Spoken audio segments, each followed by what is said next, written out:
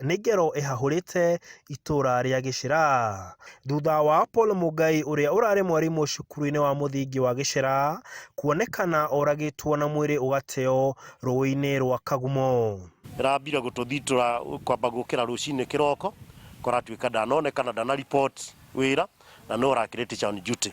Munini wa commissioner mwena wa Teto Odila Ndeti agĩkĩra ndeto ĩno mũkonde augĩte atĩ mwarimũ ũcio ambĩte kwĩrĩkana nĩorĩte na majeraha kwa kichwa sana sana na bruises kidogo kwa miguu, lakini majeraha yale mengi yalikuwa kwa kichwa na damu ilikuwa inatoka kwa masikio, kwa mapua hata wakati huo.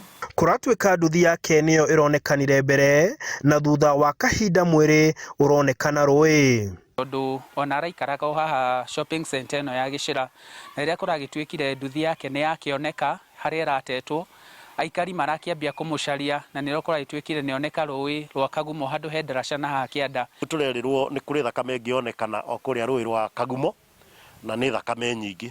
Nĩ tũraikũrũkirio kũu tũrĩ aikari hamwe tũnyitanĩire na arutani na tũrathiĩ tũraruta wĩra mũnene wa kũmwetha kuma kĩroko twacokire kũmuona mathaa ma hwaĩ-inĩ. Ũndũ ũcio nĩ ũratũthitũrire mũno nĩ tondũ niĩ twĩna mũndũ ũngĩ ũgwĩtwo Ivan Ikua ithuĩ tũraingĩrire rũĩ na tũrahota gwĩka tũrakĩkorerera mwĩrĩ.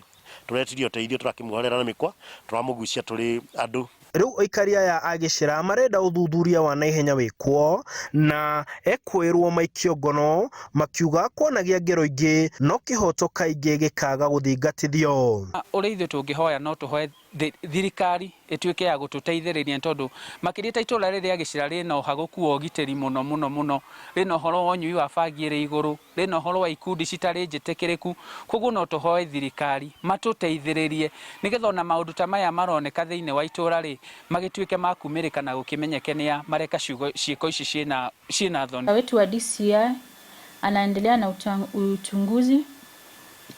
Jana tuliweza kupata namba 2 za simu ambazo alikuwa akitumia. Borithi nĩ manjĩtie ũthuthuria gũkũ mwĩrĩ wetereire gũthũrimwo mocarĩ-inĩ ya thibitarĩ mũnene wa Nyĩrĩ. Handũ-inĩ ha Inooro TV kaunti ya Nyĩrĩ, njĩtagwo Martin Mũnene.